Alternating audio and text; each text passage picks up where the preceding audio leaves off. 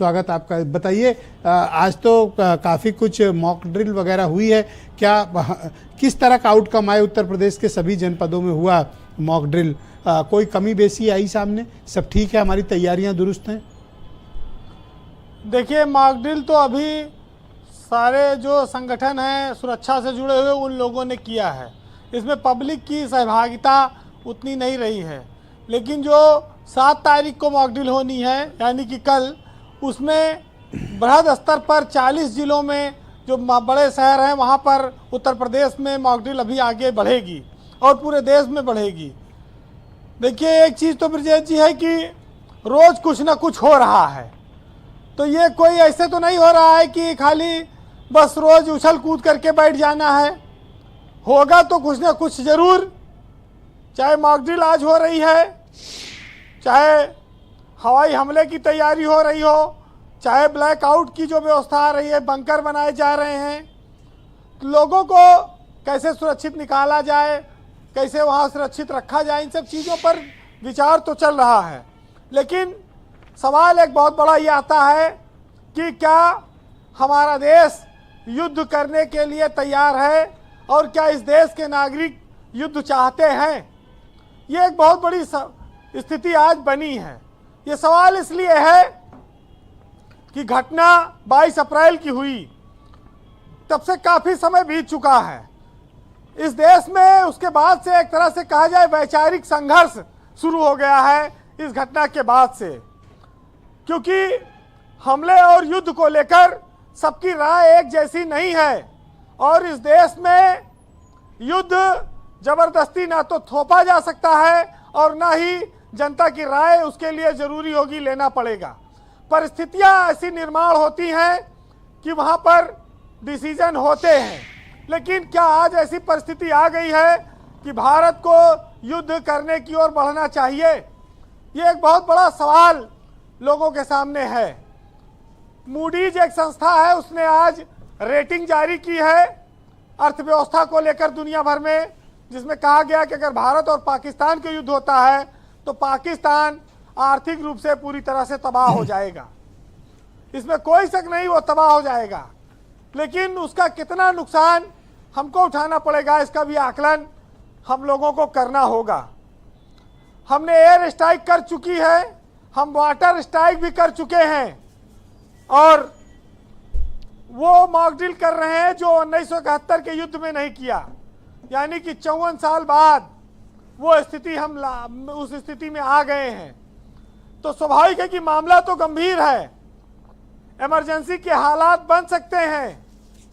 जो आज स्वतंत्रता पूर्वक लोग खुली हवा में सांस ले रहे हैं, लोग जी रहे हैं, उनको इन सब चीज़ों पर ध्यान देना होगा कि अगर युद्ध शुरू हुआ तो फिर वो रुकेगा नहीं जी। हम आप आर्थिक नाकेबंदी से इसका जवाब दे सकते हैं, इसमें कोई कठिनाई नहीं है।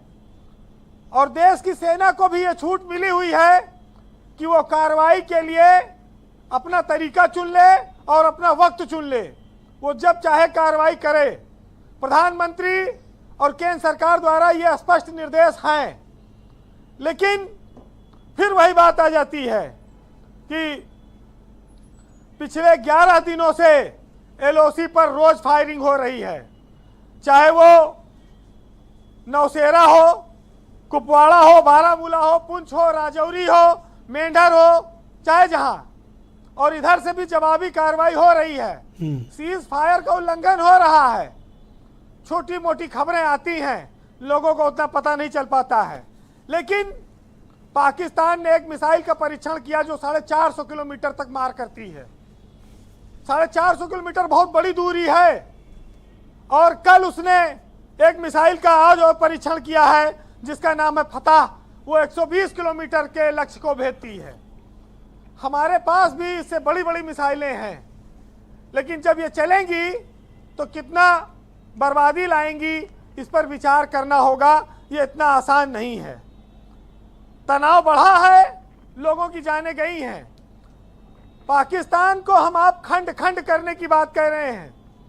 आपने एक बात बहुत अच्छी कही कि चिता की आग ठंडी होने से पहले बदला लेना चाहिए। इस देश का हर नागरिक इस बात से सहमत है। हम लोग भी चाहते हैं, लेकिन इस 150 करोड़ की जनता की आबादी को भी ध्यान में रखना होगा, उनके हितों को भी ध्यान में रखना होगा।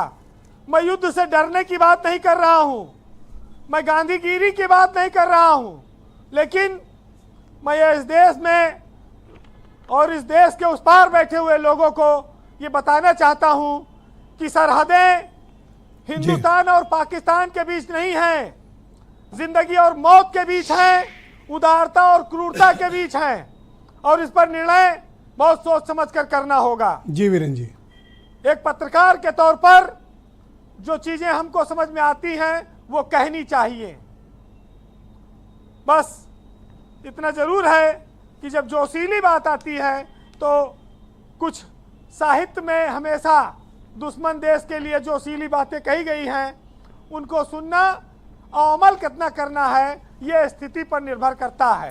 तो सुनिएगा कि तुम दोस्ती करते हो, वो दगा देते हैं, हम भारतीय क्या हैं, चलो उस कायर पाकिस्तान को बता देते हैं। क्या बात है, वाह। देख के उसकी बर्बरता अब रगों का खून खौल उठा है, हमें खून के बदले खून चाहिए। अब तो यह बात हर गूंगा भी बोल चुका है, अब कोई चिंता दुख या समझौता नहीं होगा। हर भारतीय की यही पुकार कि अब तो बस दुनिया से पाकिस्तान का नाम सफा होगा। नहीं, लोग तो कह रहे हैं अब की बार लाहौर पर, पब्लिक से तो ये डिमांड आ रही है। बहुत शुक्रिया वीरेंद्र जी, बहुत धन्यवाद आपका हमारे साथ इस कार्यक्रम में जुड़ने के लिए, अपना फीडबैक, ओपिनियन और ऑब्जर्वेशन हम तक पहुंचाने के लिए।